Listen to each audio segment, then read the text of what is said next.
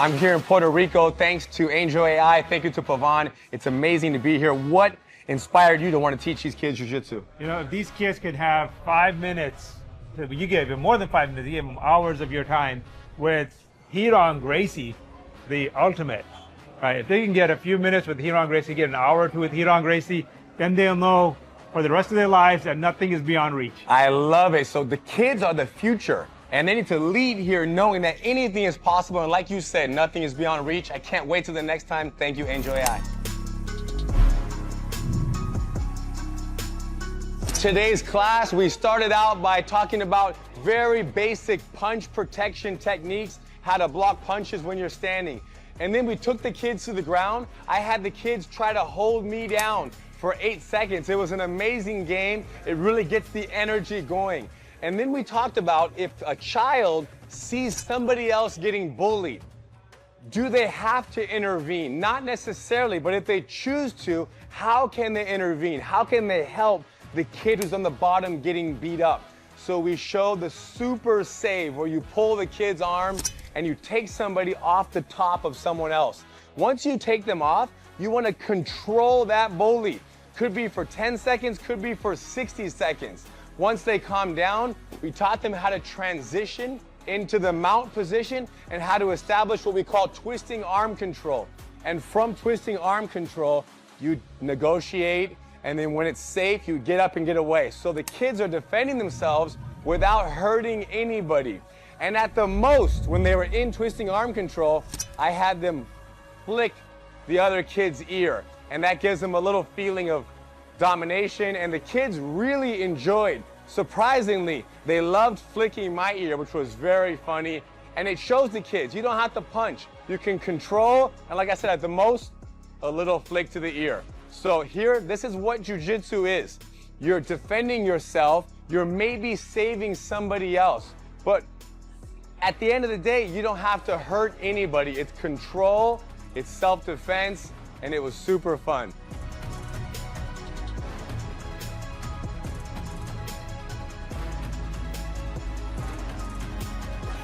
Jiu-jitsu is that powerful. My grandfather, Gracie, said the same thing. He said, I can defend myself against the people that I've fought.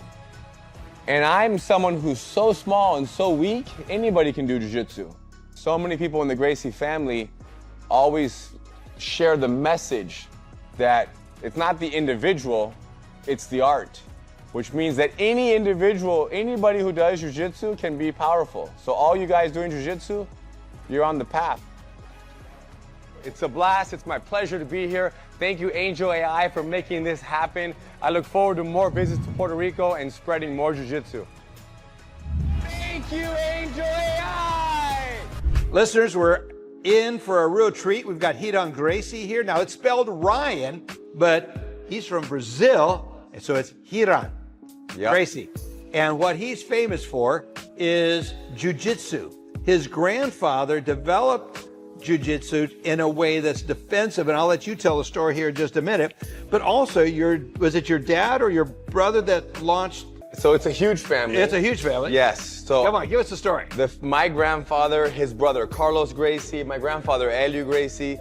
You know, 100 years ago, these guys started doing jiu-jitsu in Brazil, and they basically took the martial arts world and in a very small way in Rio started to just shake it on its head. Yeah. The whole world got blown away by how effective jiu-jitsu is. And you mentioned self-defense and survival. And my grandfather was very small, very frail. So he did jiu-jitsu in a way that was so efficient and so technical that he was able to fight giants. And he always said, I'm not a fighter. I'm a martial artist that is willing to fight to prove the effectiveness of what I believe in, and that is Gracie Jiu-Jitsu, Brazilian Jiu-Jitsu. Yeah, it's very important. There's a lot of metaphors for business here because it's oftentimes we think, well, size is the biggest advantage. Businesses that are bigger, businesses that have more capital. That's not always the case. And so the principles you teach, and by the way, we're here in Dorado, or actually San Juan, Puerto Rico is where we were earlier, and you were doing some jiu-jitsu training. Yes. So at a local facility. Teaching kids and reminding kids that even though they might be smaller than someone, they can still win the fight. Jiu-Jitsu is the ultimate David and Goliath martial art. Yeah. Right? So my grandfather was an example of that. He was very small, maybe 145 pounds. And he fought guys that outweighed him by, 50, 60, 70, 80 kilos. Wow. And he won these fights. And that's because he didn't step in to try to win. He stepped in with a survival mindset. And he waited for the right time, for the opportunity to win the fight. And jiu-jitsu is using the energy, I've always referred to as jiu-jitsu, as using the energy of your opponent but I was against them. And there's some of that, but then there's also this thing called leverage and I think there's these metaphors. I always like finding metaphors when we're looking at business. When we're looking at a business problem, sometimes it's good to get outside of the problem to go back into the problem. So for example, we were talking, talking about a wrist release. Yeah, I grabbed your wrist earlier. Yeah. Most people want to pull their arms straight back. Yeah, exactly. But like you said, sometimes you have to move in. It's counterintuitive. But when you bring your elbow towards me, and what I'm doing is I'm taking it, the weakest point is right here. You're prying against my hand. What you're doing is you're creating an impossible angle. Yeah. I can't keep holding you as you bring this elbow closer. So what I'm thinking about is, what is the impossible angles that you and your business can discover for your market, the things that you're talking. It's not about size. Correct. It's all about finding that unique angle. And that's why I think when you look at a tool like jiu-jitsu, first of all, we should all be doing it anyway, because there's things the benefits from your physical, your moving. Move your body. Moving your body. I'm 75 years old. Folks, I'm signing up for my first jiu-jitsu class. And not only is it not about size, but there's no hurry. So the patience that's required to defeat a giant, you might have to fight for 20 minutes, 30 minutes. Where most people, they get in a fight and they want to finish the fight in the first minute or 2 minutes. Right. But with jiu-jitsu, no, you take your time. And that's because you have the skills to survive and to stay safe, and you're observant, and then as you observe, then you say, oh, that's the window, that's the weakness, and you know where to go. There you go. I think sometimes we race to get to a victory. And sometimes we just have to take the time to wait to find that right spot. Yes. And how to do that. And that comes whether in hiring employees, motivating employees, or going into a new market. Timing can be such a critical thing. Correct. And when you make a mistake, let's say you do rush. Yeah. And you make a mistake, you take that information and you recycle it and you reapply yourself the next time around. So if in jiu-jitsu, for example, you're fighting someone and you try to, win the fight or advance your position, but you lose control. Right. It's no problem. The next time you get back in that same position again, you take that experience and you reapply yourself the same way you do in business and in life. Yeah. So fun. You have one of the largest jiu-jitsu clinics or schools in the United States, if not in the world. Our school is very successful, and that's because we focus on the fundamentals, on the basics. There's another principle that... Yes. And we know that people out there in the world, they don't need this much jiu-jitsu. They need a handful of techniques that will take them very far. Yeah. And when you really focus on entry-level programs and helping people from the ground up and they build a solid foundation, they stick with it. They feel empowered and they believe that they can do jiu-jitsu, and therefore they stay on the mat longer. Yeah. Where are your facilities located? Our headquarters is in Torrance, California. Yep. But we have Gracie University facilities all around the world. Yeah. Maybe 270 worldwide. Let's see. And it all started with your grandfather. It all started with my grandfather, and that's 270 that are only overseen by my brother Henner and myself.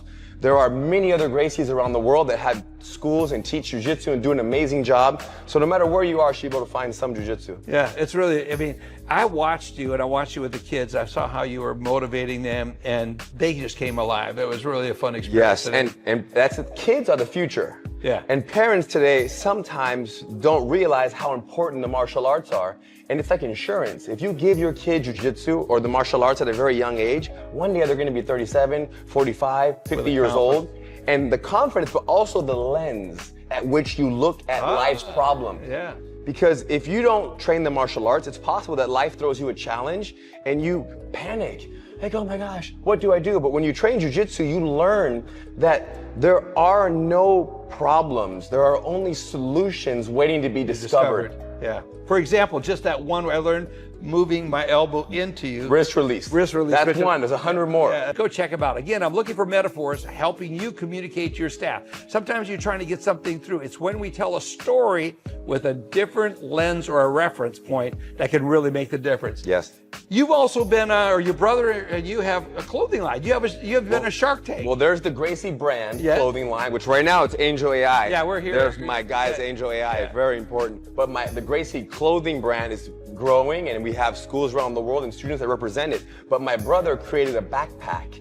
It's a hoodie that turns into a backpack. It's convertible, and it's called the Quick Flip. The Quick Flip. And he was on Shark Tank, and he pitched this idea. And the idea was that people hang a hoodie over their shoulder, Right. they tie it around their waist. Right. And the idea is that that's a disaster. You don't want to do that. Why not have a backpack that a hoodie? Why not have a hoodie that converts into a backpack and you can wear it, you can put your cell phone, you can put your family's hoodies in the same backpack. So it went on Shark Tank, it did great, got great exposure, and now Quick Flips are being sold everywhere. That's so amazing. You know what's been so fun just getting to know you. I Thank love you. the energy that you bring and also helping us to reframe a lot of the things in life so that we can go at it with the right leverage and a new sense of being able to patiently find the solution. Patiently find the solution, and when you find it, you approach it with strategy, Yeah. you approach it with leverage, and you approach it with confidence because you've done the work to address that challenge. Yeah. What a joy to have you, man. Hiran. Thank you so Hiran. much. I'm saying your Hiron. Hiron. Hiron. Folks, I hope you enjoyed this segment. It's been just a joy to get to know this guy, this brother. If you're in California or if you're looking for a jiu-jitsu training facility, look for the Gracie Academy. It'll make a big difference. GracieUniversity.com. GracieUniversity.com. And you have all the facilities. We got everything you need right there. All right, there you go. Thank you. Appreciate it. Thank you so much. You bet.